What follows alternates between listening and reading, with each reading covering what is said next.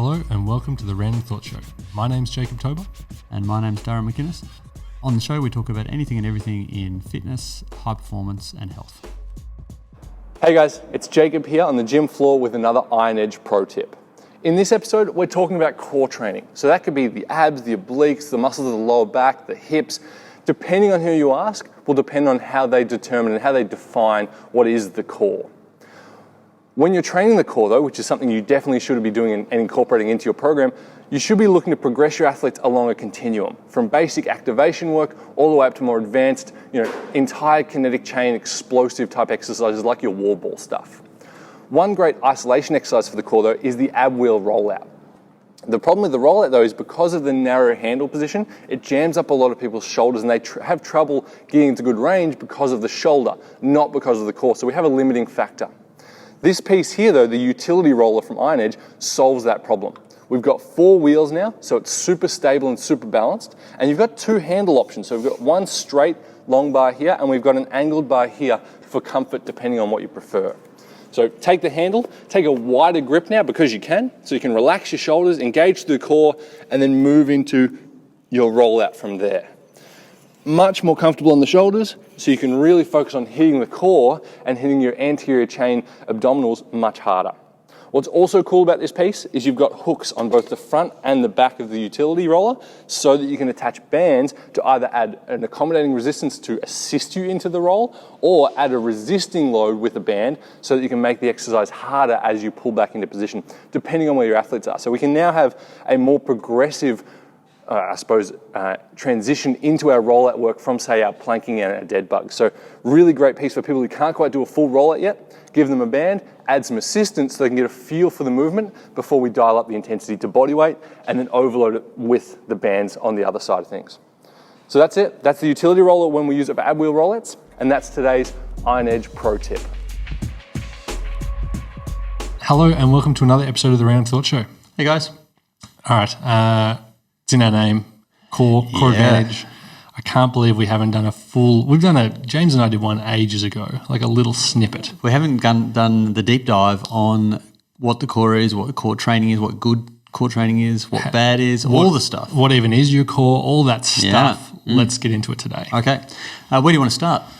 I think we should start with the definition of the core because it in itself raises a conjecture. Yeah. All right.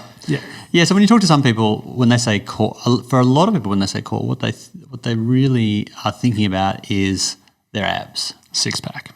They need more core strength, six-pack.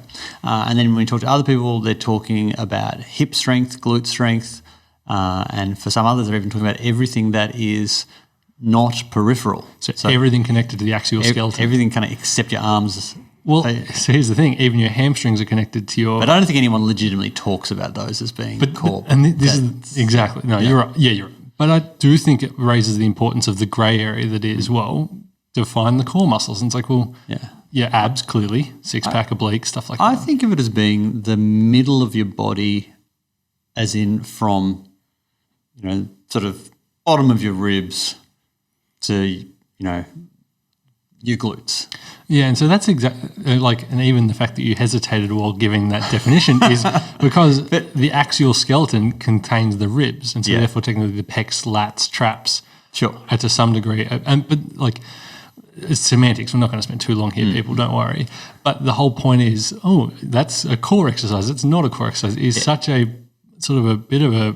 It's a false delineation because you can't say something is not involved in the core. Like everything, if you throw a ball, a punch, a push-up, a chin-up, you're involving your core in some way, shape or form. If you sprint, jump, change direction, backpedal, climb stairs, your core is working. And people have taken it too far in the sense that there was for a while people saying that actually all you need to do is really heavy squats because that works your core massively. Don't do anything else. Yeah, it's just all about compound lifts. And that's all the only thing you do. And I don't think it's that's the case at all.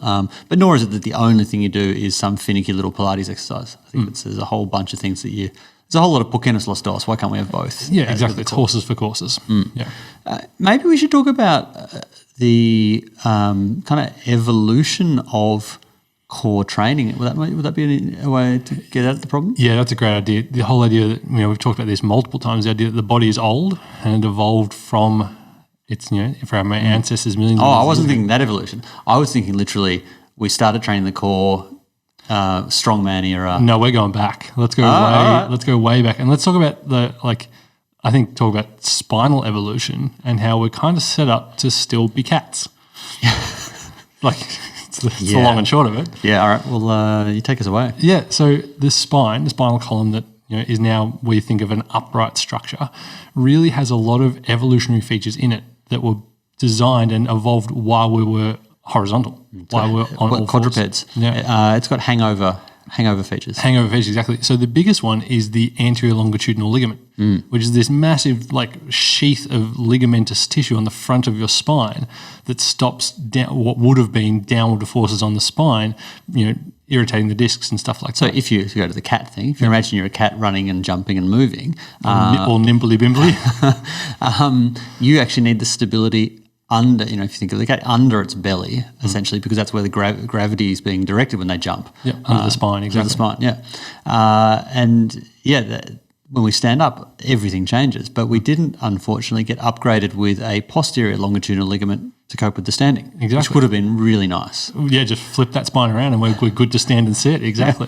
But the other thing to go with that, we think about the core, is we have an abdominal structure that was built, like if you think of a bird dog exercise, for example, we're built to draw in and up against the organs. But now the organs kind of sit down into the, if you think of gravity, down into the pelvic space. Very interesting. And so our core, which used to hold things up against gravity, are now kind of holding them in, but the pressure's not on the in anymore. Yeah. So it's very odd. Yes, it's just, and it's not, it works wonderfully and you can train it brilliantly and get great results. But yeah, this isn't to say it's like everyone get back on all fours. It's just that there's some interesting things that need to be considered as well. Yeah, and I think one of the biggest ones is that we don't have, so we've got this really good hardware protection for the front of our spine. That anterior longitudinal ligament. And we don't have great hardware protection for the back. We're relying on hardware is probably the wrong word. What I mean is passive hardware. Passive structures. Passive structures. In terms of ligament and bone versus active tissue, which would be muscle. Because that ligament doesn't need to be trained to be on, doesn't need to be switched on, it doesn't develop trigger points. It just works.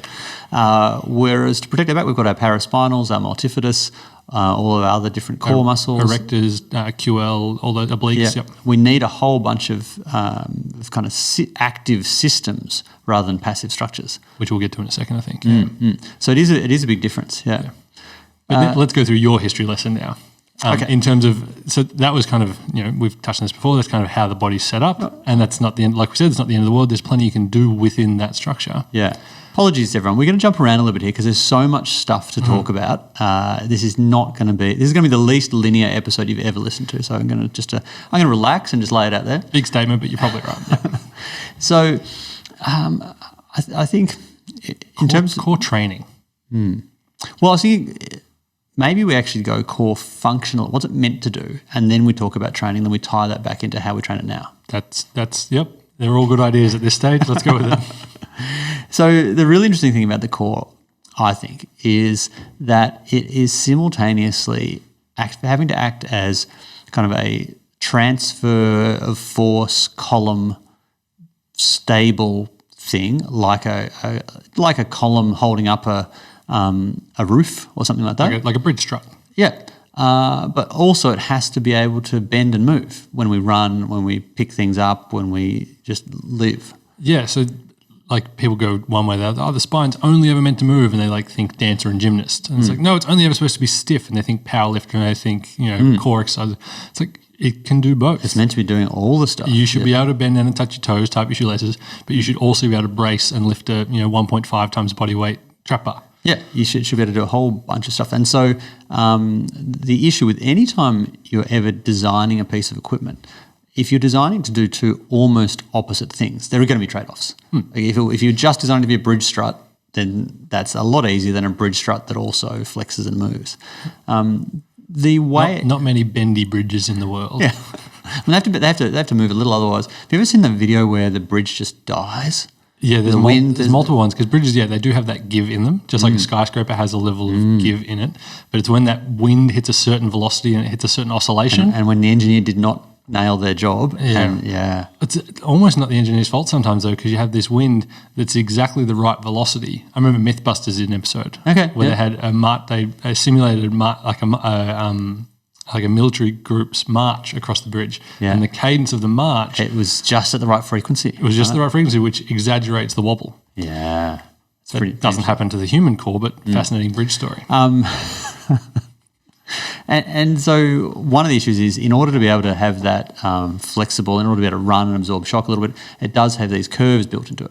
And so one of the issues with modern life is that sometimes these curves can get exaggerated in the wrong way, and then structurally you've gone from just the right amount of curve to too much or too little in certain spots. But I reckon we'll come back to that. Let's talk about the history of training the core. Well, yeah, so that for the function. So you need to be able to transfer force from the upper to the lower limbs. You need to be able to resist motion in terms of anti-extension, anti-flexion, anti-rotation, but you also do need to be able to generate some of that either forcefully or just in a range of motion sense. You need to be able to do all those things. And we'll come back to the antis, because I think that's one of the most important epiphanies I ever had about training the core, was that there's so much of it is anti-motion rather than motion. But I want to dive into that a bit later. Okay. So if we think about the various eras of core training, probably the original was the strongman era, when they would do amazing feats of strength, like lifting Atlas stones and flipping cars. And is it Earl Sando, the famous strongman who was ridiculously strong? They're kind of his first popularised. There's a Netflix thing about it. I'll make a note. Earl something. The strong man who did some pretty cool stuff. He did some really cool stuff. And he was the first one he wore kind of a leotard, and he popularised and self-marketed, and he had a very impressive moustache. Of course, very impressive. Yep. Yeah, strong man. And he was doing compound movement, full, lifting cars. Doing impressive things. One of the favourite strongman tricks is blowing up. You ever seen Franco Columbu, Arnie Schwarzenegger's mate, blowing up a hot water bottle? Very impressive stuff. And much more risky than people realise, because as you're blowing the hot water bottle up, so it's with your own breath, inflating it like it's a balloon until it explodes. Don't try this at home. Do not try this at home. It can kill you. Because How so? When you get it to a certain point, the amount of air pressure in there, if you accidentally let it come back at you, it'll like smash up your lungs. Like blow a hole through the back of your throat sort of thing. Yeah. That's not fun. That's not cool. Because you need an enormous amount of pressure in the water bottle, but you need to take multiple breaths to do it, to fill it with enough air. Yeah. So you've got to be on your game. So don't try that. Yeah. But an impressive feat of core strength and diaphragm control. Franco Columbu was just an impressive guy all around. He's an amazing all-round athlete. My favourite, a little bit of a tangent, but he was doing because he did bodybuilding, he did strongman stuff. As they all did back in that day. Like a lot of them did. A lot of them did powerlifting, strongman comps, and bodybuilding all at the same And he time. was doing sort of a farmer's carry thing where you're carrying along a really heavy kind of rig, you're running along with it.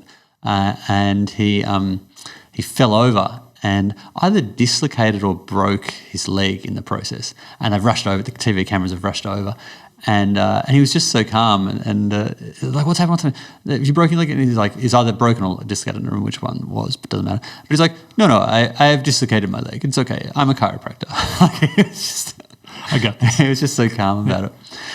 So the initial era was lifting big things, strong compound movements that were pretty, even if they were extreme, pretty functional. Those guys had pretty good strength to do stuff. Yeah, like they did normal human activities, but they took them to the extreme. So we carry our groceries from the car to the front door. They would carry, crates full of livestock, or people think about the farmer's walk and suitcase carries as these sexy new exercises.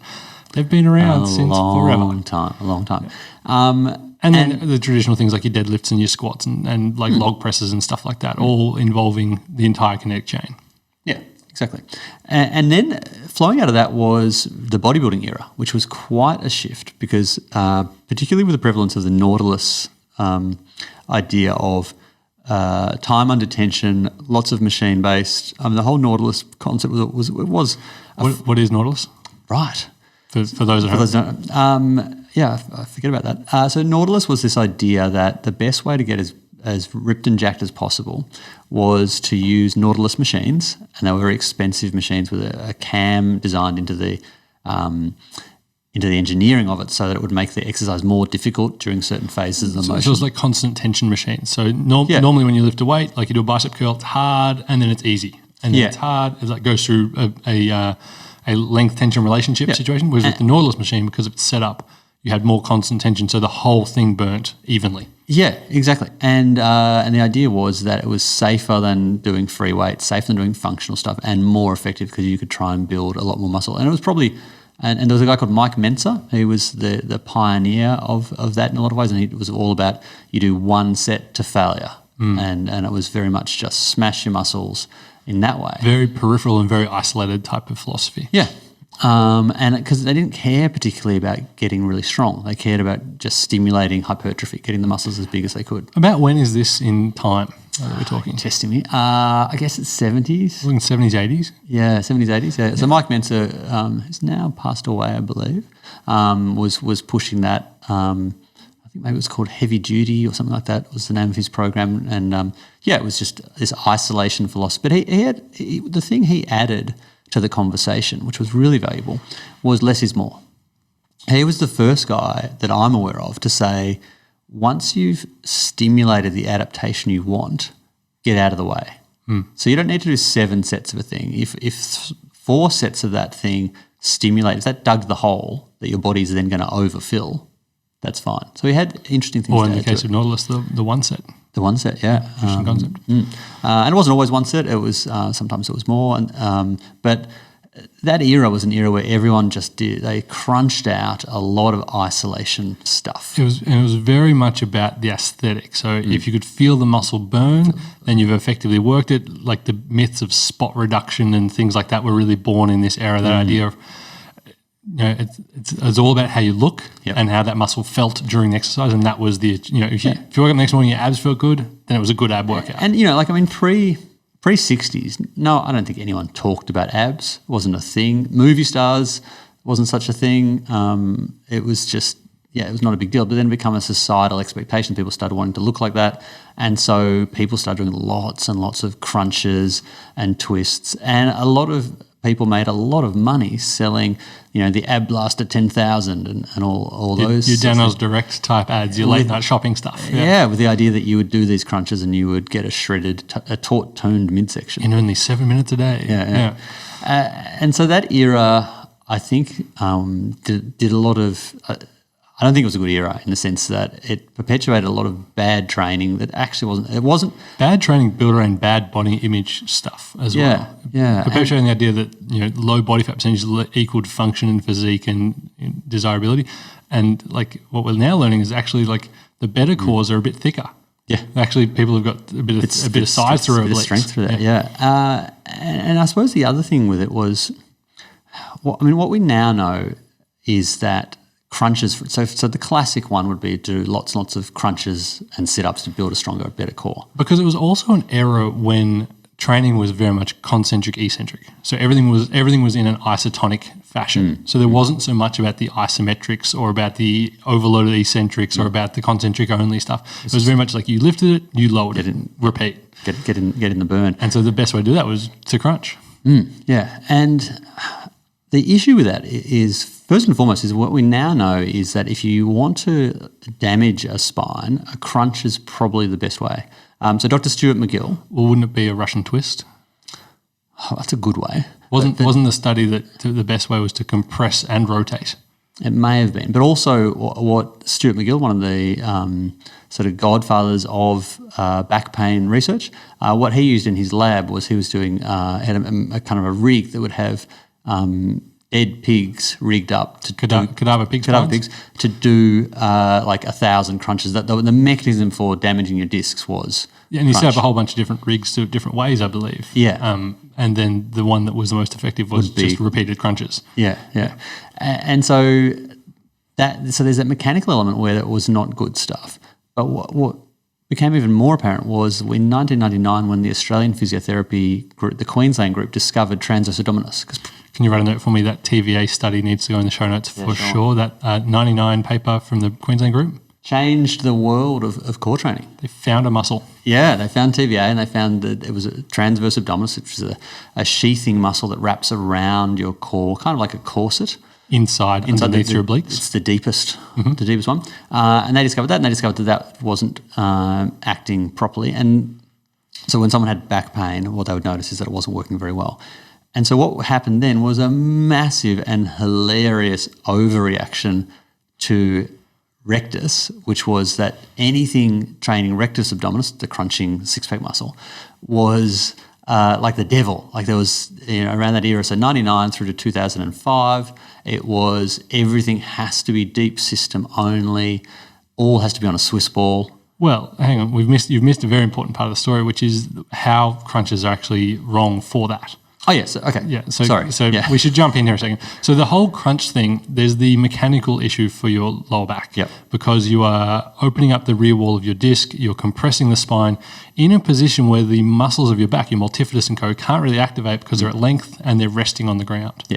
So there's that mechanical issue. So if your goal is to stretch and simultaneously compress those rear disc walls, then bravo. And sit up and crunch away. Yeah.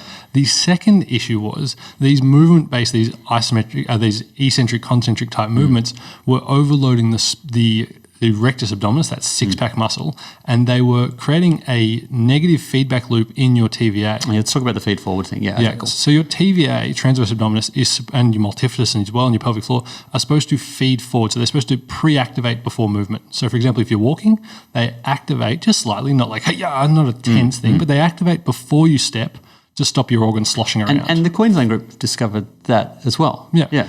And so they, every step they just turn on, brace, and then relax, brace, and then relax. And the critical thing is it's all about the timing. So if they turn on before you strike the ground, everything's great because you are pre-contracted. Spine stabilized, organs are in place. But if they start to operate late and become more like feed back rather than feed forward muscles, then you're in real trouble because you hit the ground and then the core's like, oh, we've hit the ground, activate. And that's too late, spine's out of position. And so that's fine. It's like it snaps in half the first time you do that. And so if you're walking and your core's a little late, whatever, doesn't matter. But if you do that repeatedly while running, while lifting, while throwing, while playing basketball, football, whatever it might be, that creates either an acute issue where your spine is in a compromised position under extreme load or velocity, or it creates a situation where you wear and tear on that spine or that situation of the ligament over time, and you wear and tear your way through it. And one of the things they found was that doing crunches actually, it was kind of like a software virus for that feed forward mechanism where you would delay the activation of transverse abdominis relative to rectus abdominis because you were training it. So you were training in a dysfunctional way. You were rewiring your core to work back to front. So instead of going TVA, so inside out,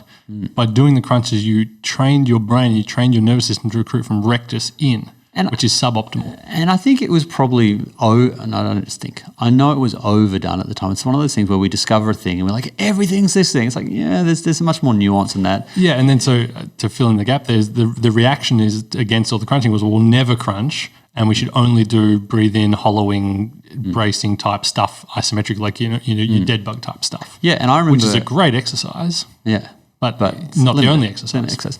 I remember people being kind of...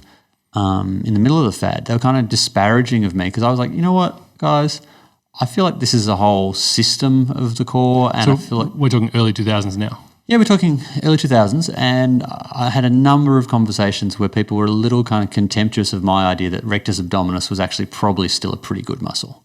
It was just like people would do things and they'd be like, "Oh, you're using your rectus." Like I'm like, can't they be a team? It was really interesting. And so that and Paul Check was probably the biggest pusher of that idea, and and so he was a bit of a guru in the 90s and the noughties.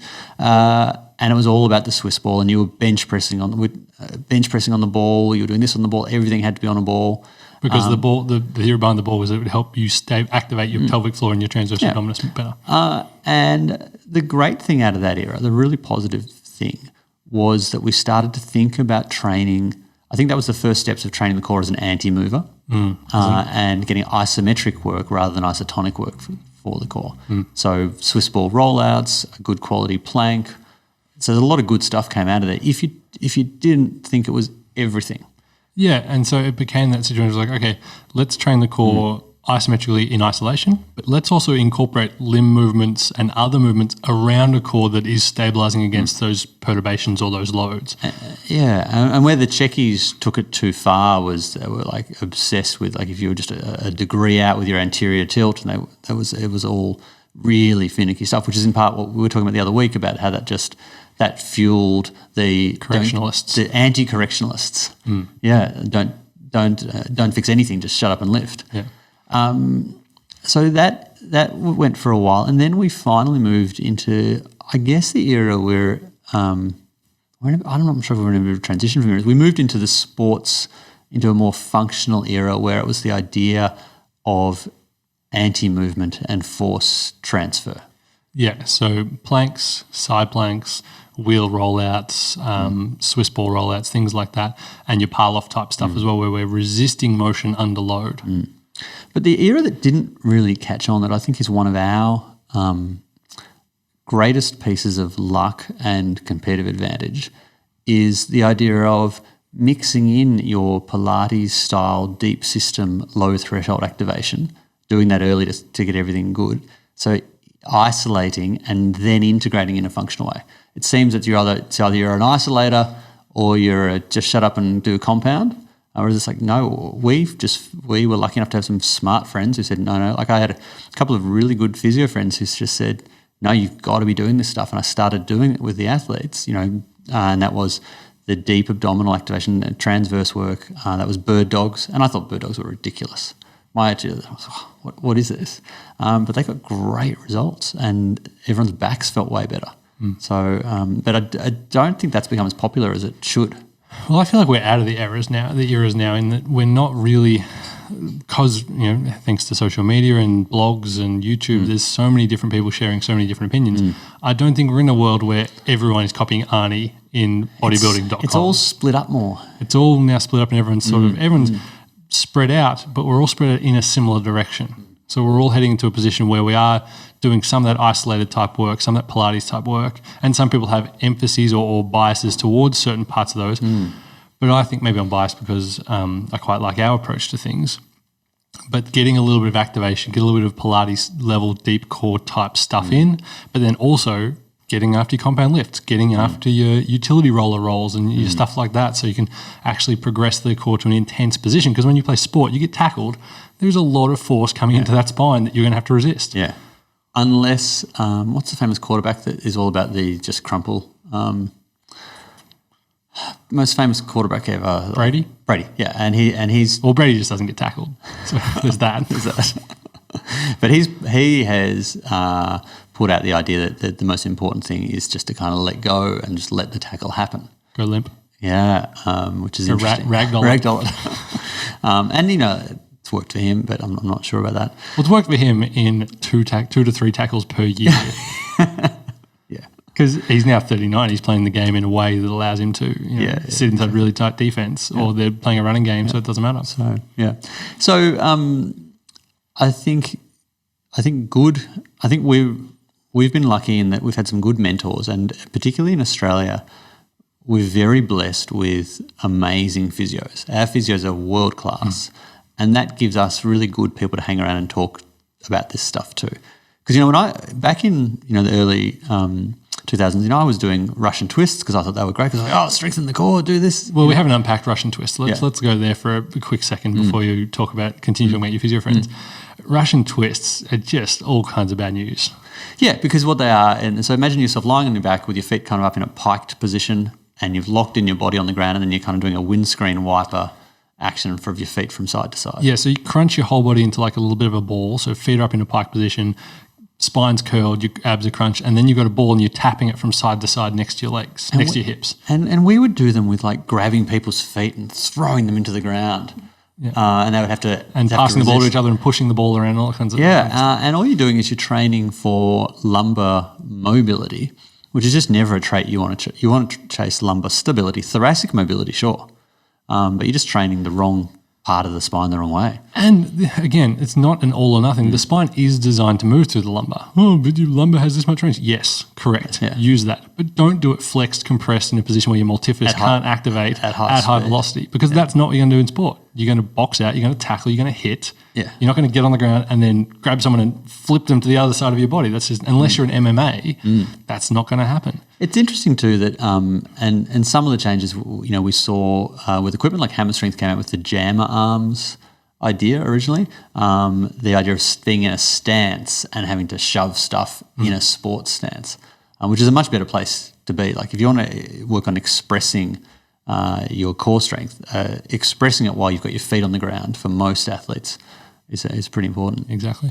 And before we continue on, we did touch on the anti-movement idea, but I don't think we unpacked that adequately enough. Yeah. For an episode talking about the core, to mention it a couple of times, we should go a little further there, because anti is really where the majority of our core training happens nowadays. So for a simple example, if we think of a crunch, you're working on flexion. And, the classic example is what you're really practicing is headbutting a short person, just crunching over and hitting someone shorter than you with your head. Your rectus abdominis is shortening, bringing your rib cage down to your pelvis at the front.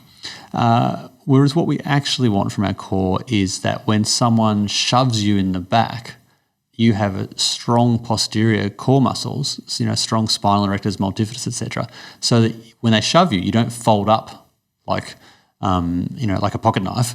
Like you actually are able to resist that. So you're going to resist force. Or when you do a hard cut and your hips send your body left, the whole top of your body shouldn't be going right. Shouldn't be sloshing around on top. It should follow your hips and your legs. Yeah. So and when we think of the front of the core, well, it's kind of anti-extension. So it's preventing that core from extending out. Which I think top speed running is a great example of. When you're sprinting, you want to be upright, you want to be in a good body angle, but you don't want to be so far back that you're sort of swayed back and kind of flopping all over the place your arm.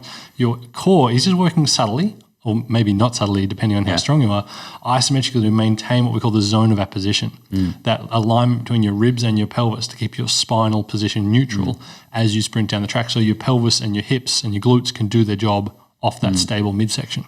So, and you see that when you watch sprinters, because the good thing with sprinters is often they've got a fair bit of their abs showing, particularly the girls, so you can actually see the muscles firing as they go. Their tight tops, yep. Yeah, and you really see the diagonal slings working. You see the obliques, yeah. So, I think the biggest epiphany for me was core muscles. It was first and foremost get the software right, get the deep ones working. You don't feel it much. It's not a burn. There's no DOMs the next day, but just get that core software right so that those active structures are better able to support everything else and the right muscle fires at the right time. And then the next big one was let's work on anti-movement. I think that's really important. And then it's train for force transfer. I think those are probably software, make sure everything turns on and you can isolate them. Yeah, and then move from there, exactly. And we had a great presentation from our friend Simon Anning, who is a brilliant physio and had learned a lot of stuff in this space. And he really changed a lot of how we were doing the switching on. And we went back to much lower level than I ever would have thought. I mean, when I first started, I thought square one was squatting 60. Like you thought athlete level one, as in... I thought if you're a person in the gym, it's kind of like square one is squatting 60 kilos on a back squat. I was like, that seems, it's a plate on each side. That seems like a good place to start, because you wouldn't start on zero. You'd start on a number. That'd be silly. Why would you start on zero, right? And I was like, square one, 60 kilo squats. And then a year later, I was like, you know what? I reckon square one, I'm a slow learner. A year later, I reckon square one is 40 kilos. A year later, square one, it's the bar. And it just kept on going until I was like, actually, square one is lying on your back. Can you switch on your deep abdominals and get that stuff going? And then you work forward from there. In particular, multifidus. Multifidus is huge, yeah. Multifidus is one of your paraspinal muscles, is it called? Is that the category? I guess so. I don't know the exact words. But it's the deepest spinal muscle we own, and it's the deepest core muscle we own. And I would argue the most important core muscle we own, but we don't talk about it much. No. Yeah, it sits next to your spine. It runs from vertebrae to vertebrae. So it's on the back? On the back of your spine. And it runs its way up both sides of your spine, sort of. And its job is, again, it's a feed forward muscle. Its job to kind of lock into place before And movement it's happens. an anti-flexor. So if we think of the biggest deficiency of the spine we're talking about at the start is that we don't have a posterior longitudinal ligament. Your best substitute for that is an engaged and strong multifidus. And a muscle, a multifidus that activates in a feed-forward manner. Yeah, so it's there providing the stability that evolution didn't quite give us. Was multifidus discovered by an Australian group as well? Pretty sure. And was it recently? I feel like it was not very long ago that... It was after, so the TVA was the first, and then they got into pelvic floor, then multifidus. And then they talked about the core triad of those three muscles. Yeah. And it's a really easy one to switch on. I was, again, slow to learn on this one, and it wasn't until I'd been forced through having some back pain to do it myself, and I just noticed such a profound difference. And now I'm multifidus every single day. Don't leave us hanging. Talk about the profound differences. I'm sure a lot of people listening to this get stiff backs from time to time. What was it that made multifidus work? What does it do? Okay, so when multifidus wasn't working, what would happen? While you had sore back? Yep. What would happen is that my superficial spinal muscles would tighten up and I'd actually get a bit twisted up. So I'd go in for physio or massage and I'd always be a bit kind of out of alignment, and one side when it got massaged was really sore and both of them were pretty stiff. Like the muscles were pretty locked and guarded. What they'd call tonic, where they'd, instead of turning like a phasic muscle, turning on and off, it was kind of always just sort of hypertonic. Kind of just switched on all the time. Just too much, yeah. In a bad way. Yeah. And then I got nagged to do the multifidus, and I was like, yeah, I'll get around. By Simon. Yes, Simon knew. And then for whatever reason, I don't know why, finally I just got a bit fed up and I actually started doing the homework I was given. Because that's the great tragedy for physios, is they do give out great homework, which almost no one ever does. Yeah, that's the bane of their lives. And I started doing the homework, and then I was in on the treatment table, and on that particular day, as Simon was working through my lumbar spine in the way that he would do pretty regularly, and it would hurt. Like you'd go there and you would grit your teeth. It was painful work. And I turned around to him and I said, Simon, are you a bit distracted today? It feels like you're not even pushing. And he said, I'm off the top ropes, Durham. I'm pushing really hard. Your back's just really good today. It's really soft. It's just terrific. What have you done? And I was kind of sheepishly, I did the multifidus stuff you've been telling me to do. And it was just great. And it really hasn't looked back since then. It was such a shift. I didn't change that much else, really anything else. And I was already rolling and I was already stretching and I was already lifting pretty intelligently. But it was just that deep software. So those superficial muscles were having to jump in because the deep ones weren't doing their job properly. And we've subsequently used that with everyone that we've trained here. There's no one that trains, there's no core advantage athlete that does not need more multifidus. And is not trained multifidus. And we've had great examples of people coming with spines and they were like they were rock hard. And they do it for a week or two and all of a sudden they've got this soft, pliable, flexible spine that they should have. And we are talking about 20 seconds of workout. Yeah. 20 seconds lying on your back in a bridge position. That's it. It's such a low-hanging fruit. We'll link to the multifidus video. We have a how-to video on how how we teach it. I'll link that as well, which is just a really straightforward thing. It's just, and one thing when you are doing it as well, a quick tip while you're there, is less is more. People you'll be like, I'm doing it. It's like, no, you need to do about a quarter of what you think you're doing right now. And then half and then a quarter and then half of the quarter. So it's about 20% of what you think is enough and then do less again. Yeah. It's very, very, very, very subtle. A great rule of thumb is if you think you're doing it, if you think you're doing it right, you're probably trying too hard. And if you're like, I'm not sure if I'm really feeling this, you're probably nailing it. Yeah, probably spot on. It's not going to make it for an inspirational boot camp video. No, and it's not a great exercise if you want someone who just wants to get some work done. But if you want to have a happy back for as long as possible and to minimise your chance of flare-ups and stiffness and all that yucky stuff that comes with being a person who lives in the Western world, get on your multifidus. And if you want to lift really heavy things, if you want to lift heavy things, then do that first, then go lift the heavy things. Because it's 20 seconds of our workout, and then we go from that into something a little more progressive and intense, and then we go to another thing that's more intense, and then we're into our plyos and our lifting.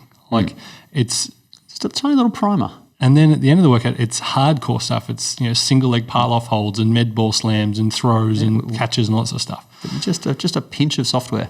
I think it's probably worth talking about too. One of the interesting sort of cul-de-sacs in the journey of core training has probably been the weightlifting belt and powerlifting and Olympic lifting. Belts. Can we please talk about belts? So the powerlifting sort of law, rule, sort of Law, not as in L-O- L-A-W, the other law. LORE, is that, and it makes sense because with powerlifting, I'll tell you what the priority is, then I'll tell you the law. So the priority with powerlifting is you are trying to turn yourself into a forklift. You're not trying to work muscles. You're not trying to strengthen your body so much as you are trying to pick up the biggest possible weights that you can to win. Within the rules of the competition. Yeah.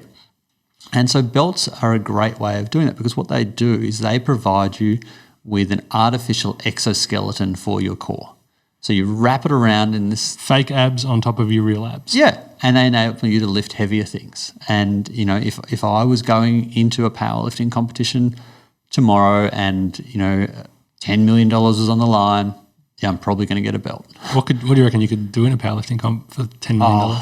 For $10 million, not much, because I'm squatting around 75, 80 kilos at the moment. Yeah, but you're doing higher rep stuff. Come on, what could you give for one rep?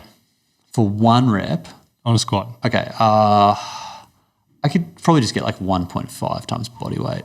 So 100 and maybe 120. 120, so close to double. Yeah, I weigh 65. It's 65, so you're not that far off double. Yeah, I could probably do it.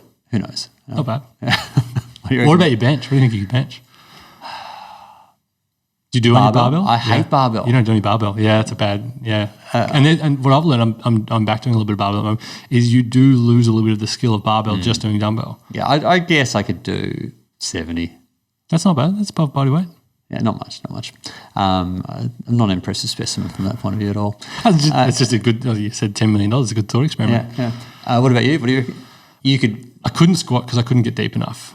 I physically couldn't get. You're just not built nicely. More above body, more than 1 times body weight below parallel. You know, just while we're here, let's chat about the safety squat bar and how much nicer that is for your back in terms of your.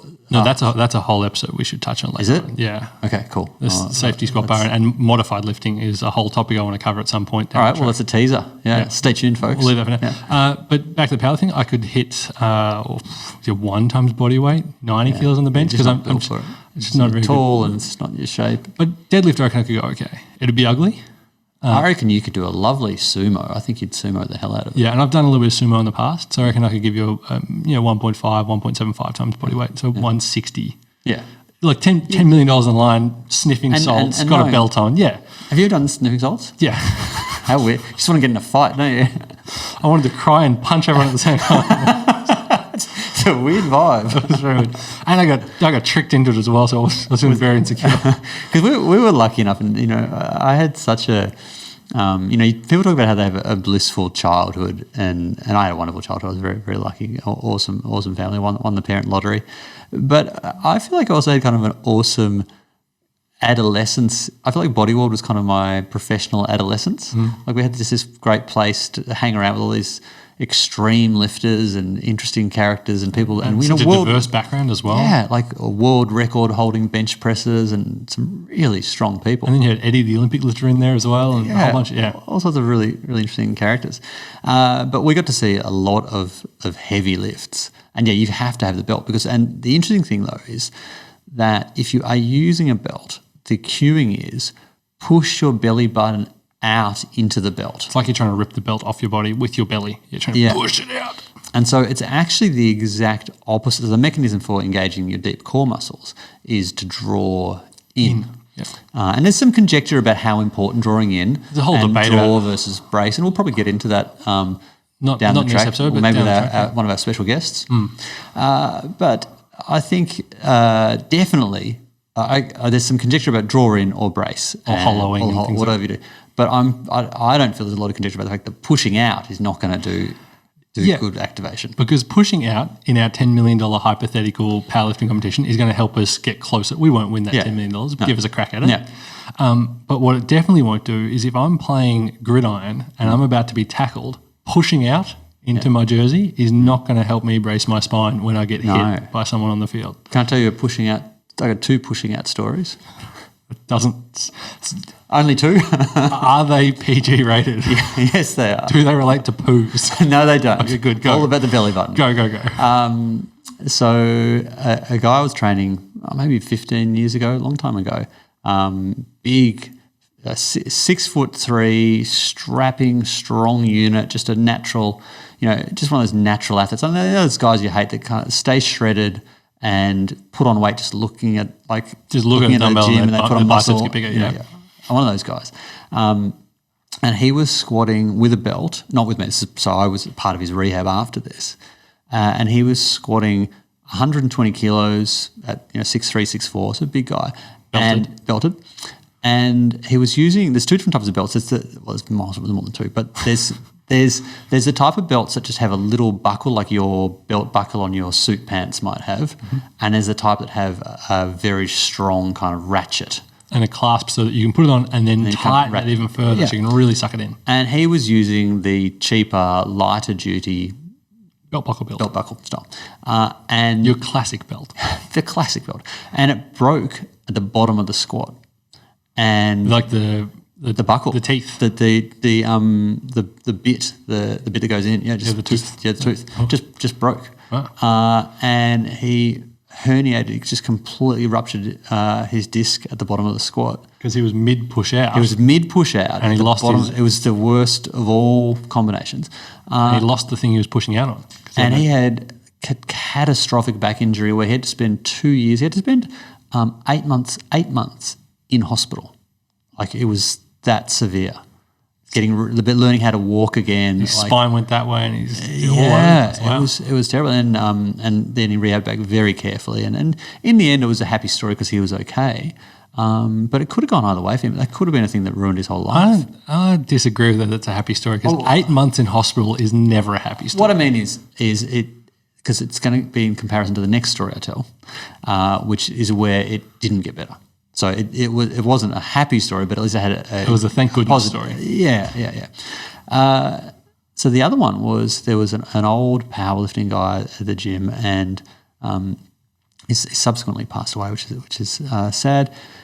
But he had some catastrophic spinal injuries. That's just is a cumulative thing from years and from decades of heavy lifting, pushing out into the belt. Yeah, because it's not like doing this pushing out thing is going to instantly explode your spine when you take your belt off. You step on it and just explode. It takes decades. We slowly outlive our spines as we age, and this treating the spine like a rubber band tends to accelerate the process. Do you know?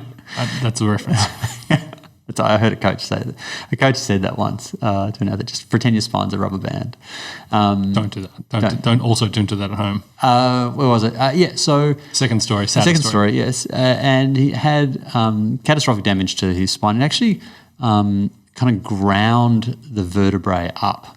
And he had to have this surgery where they kind of packed in some extra, so made him some new vertebrae, like some filler, some wall filler, some putty. Yeah. But he didn't get any good advice around core activation, core training, and maybe easing up on the deadlifts.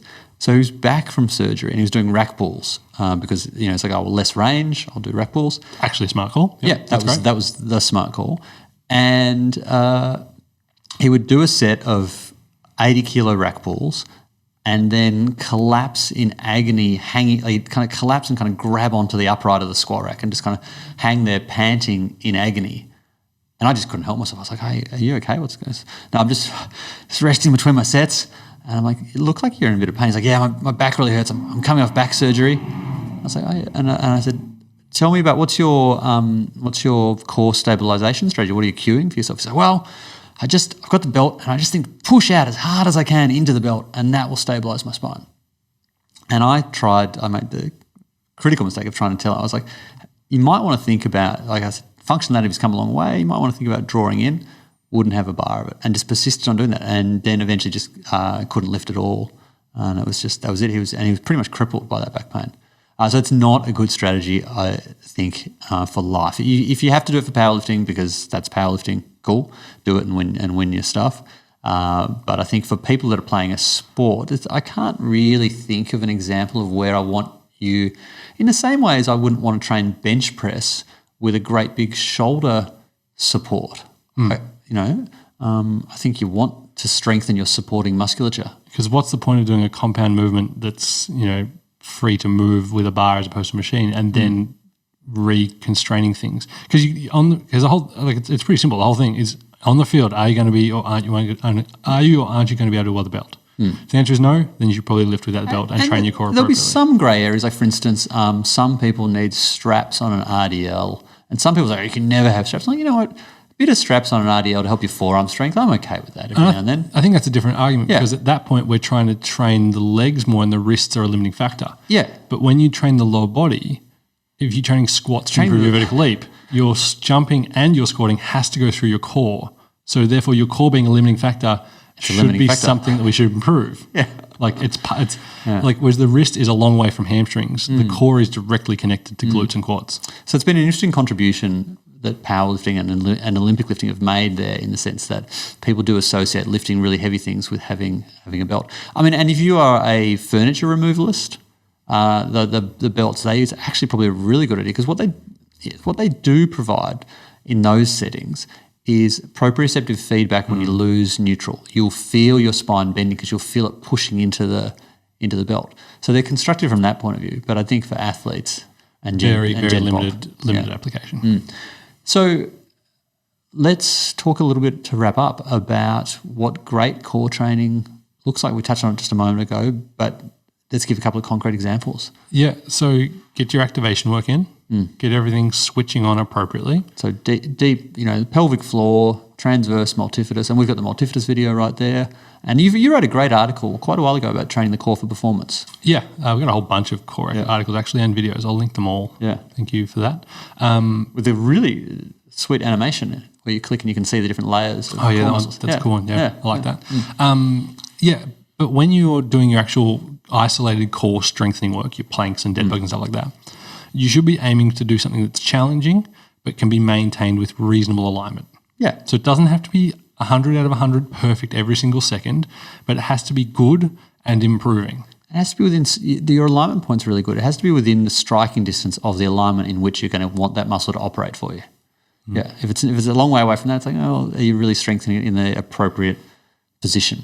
Yeah, and coaches can get a little too finicky where the athlete's never actually allowed to put any effort into the exercise, and I think that's maybe a bit too far the other way, but you do need to be, in that 90 plus percentile range. It's got to be, good enough isn't good enough. Yeah. It's got to be, that's pretty solid, that's strong, yeah. So you get your deep activation right, and then I think you apply some basic isometric anti-flexion, anti-extension, so that's your dead bugs, your side planks, your back plank, your front plank. That's sort of just isometric full body still stuff. Let's talk about back plank for a minute. I think it's probably the second most important core thing that we do in a lot of ways, in terms of it's a different ingredient that isn't in most programs.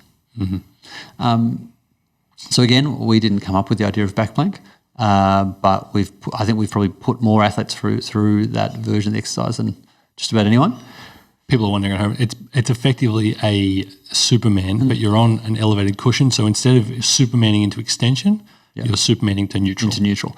And the sell for it to me was what muscles need to be strong and to increase their integrity. What they need is a good dose of time and tension.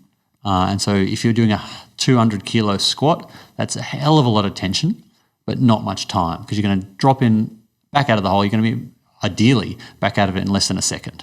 So that means your legs are working for the entire exercise, but your lower back only really has to work just at the bottom portion of the lift. And it's going to display its strength in the bottom portion of it, but it's not necessarily the optimum way of developing its strength. It's going to exhibit it. Particularly when we're talking about building sort of that deep stabilization system. Yeah, definitely. And so the time under tension thing is, what you want to do is, in the same way as when you're doing a front plank, you don't do a front plank for 1 second with a person jumping on your back.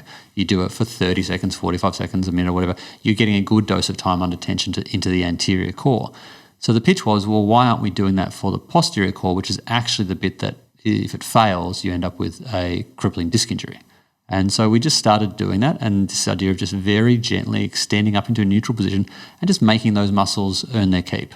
Just holding for 30 to 45 seconds. And it's so simple and so beneficial. It doesn't look cool. No one has ever said this exercise is awesome. Well, correction. Never talking absolutes. Lol.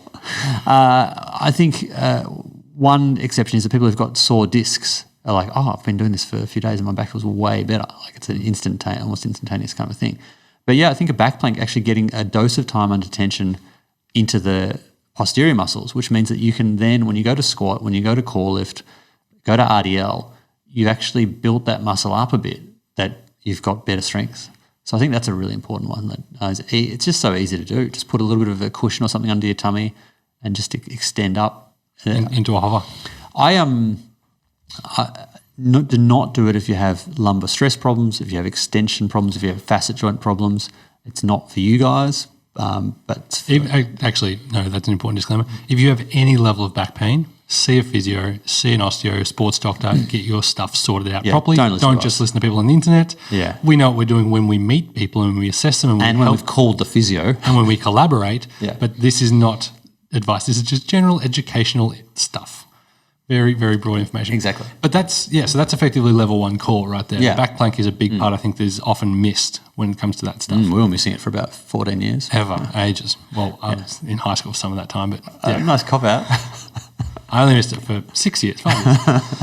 But then the next stage, your level 2 core work, once you've got your activation, once you've got your basic isometric strength down, is to start moving your body around the core and changing the length tension relationship, changing the levers and things like that to make it harder on the core in a more dynamic sense. So, for example? Parloff hold is a great example. So now we're standing, we're incorporating the legs as well into movement. You can do a Parloff press. There's pictures, I think, of the Parloff hold in your core article, isn't there? I believe so, yeah. Parloff's a great one. And then you've got things like your rollouts. So your rollout series, sort of anything where it's like a walking type plank or a shoulder touch plank. I like the shoulder touch plank. I think it's elegant, simple. It's got great bang for buck because you're getting shoulder stability and core stability and a little bit of kind of a diagonal flavour to your core stability as well. Big anti-rotational sort of lateral sling type component going on. It's simple. I think it's really good, yeah. The shoulder tap plank, you just stand in the top of a push-up position and your feet a little bit wider and you just tap your shoulders one at a time. You posted recently another sort of version of that, which was the kettlebell sliding one, didn't you? The plate drag or the kettlebell drag. Yeah. Same idea. Yeah. We're now just adding a little bit of a reach through the body as well. Anytime you can take your plank and sort of turn it to a 3-point, so you're getting a little bit of sort of an anti-rotation component to it as well, is a real big progression. Athletes tend to love it as well. And then what level are we up to now? That's it. And then anything beyond that's kind of your sport. So sprinting, change of direction. Well, I suppose I was thinking wall ball stuff. Throws and stuff like that, yeah. And that then becomes a core power. Full kinetic chain stuff as well, because you've got a lot of arms and legs involved in that. So if you're doing, for example, your wall ball stuff and you've got a shot put, there's a lot of shoulders as well in there. The thing I like that would be your next progression though. That would be your now rapid and explosive transfer of force, I suppose you call that. And the thing I like about that the most is that we do have an issue where so much of what we're set up to do in the gym is sagittal plane. So everything, forwards and backwards. Push, pull in a million different permutations. And then we have so little transverse and so little frontal plane. And sport is so often won and lost in frontal and transverse. Yeah. So, for instance, a frontal plane thing would be doing lateral band walks. You're actually working laterally. Or side plank is going to be working your lateral components of your core. But getting that transverse plane, getting that rotation and that anti-rotation stuff in, I think it's really important. But it's late stage stuff. I think the fundamentals are still make sure that the deep system's working and then layer on top of that. Yeah, for sure. Fundamentals are in the sagittal plane, and then once you get to level 2, your side plank and your Parloff hold type stuff is starting to become a little more advanced. And they can overlap. It doesn't have to be you wait until you're beast, 2 years in, beast strong. Yeah, you might say like a seated or a half kneeling Parloff hold before you incorporate the legs. But then that pointy end stuff is your throws, where you can really start ripping through the core and start pushing the ground and then throwing and releasing through the upper body. Yeah, nice. And I suppose my final thought on it is that... also, this is not a final thought because we haven't covered breathing. We barely covered zone 2. We're not today, but we'll do a zone 2. I don't want people to feel like we're neglecting the diaphragm and breathing and all that stuff. There's a lot of other stuff, but I don't want to... Yeah, so there'll be a part 2. We'll come back for a part 2. I've run out of water. I'm thirsty. Let's wrap this up. I suppose my final thought for this episode. Thank you. That's the clarification I was chasing. Thank you. It's that you can end up in the thick of thin things really easily where you do way too much of this stuff and you never get any proper training done. One of my favourite sayings, the thick of thin things. Yeah, you want to make sure you're still getting the meat and potatoes of strength in. Like, do some activation, get everything along, get those muscles along fire, do your back planks, but don't think that's the workout. The workout is still the grunt, push something, pull something, jumping shove, high, running fast, throwing stuff at the wall, lifting big weights off the ground. Make yourself a stronger engine, and it should be intensity. It's not just the light little finicky things, because you can end up just doing that forever and you don't actually get that good at anything. Yeah. And then I want to add one as well. Yeah, cool. Would be that everything is effectively a core exercise. Yeah. When you're really thinking about like sprinting, if you haven't sprinted in a while and you go do some 40s, your obliques the next day are going to be in agony. But I agree with that 100%. But some people will take that as being like, I don't need to do core either. It's like, no. Which was going to be my next point. Is it's like, yes, everything is a core exercise, but you should also be looking to isolate and fix your weaknesses and deficiencies and solve those postural things where appropriate. Nice. All right. Thanks, guys. We'll see you next time. And before you go, hear from our alumni about the online mentorship. I learnt the theory stuff at uni, but I didn't know how to apply it, and coming to Core Advantage was how I bridged that gap. So I knew the stuff, but I didn't know how to do the stuff. It was something that I needed to do personally for my own development, and it's allowed me to work in elite sport for now 5 years. So it was a massive help. I think mentorship is really important, and being able to ask questions all the time, and the Core Advantage course allows that because there is a big team of people that you can ask questions. I get to train professional athletes every week, work really closely with professional athletes, which is awesome. A lot of the skills that I'm applying, I learned through the program at Core Advantage.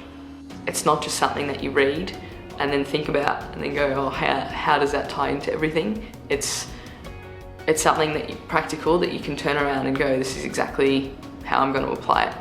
And the concepts that you learn help you as a coach, as a professional, as a person.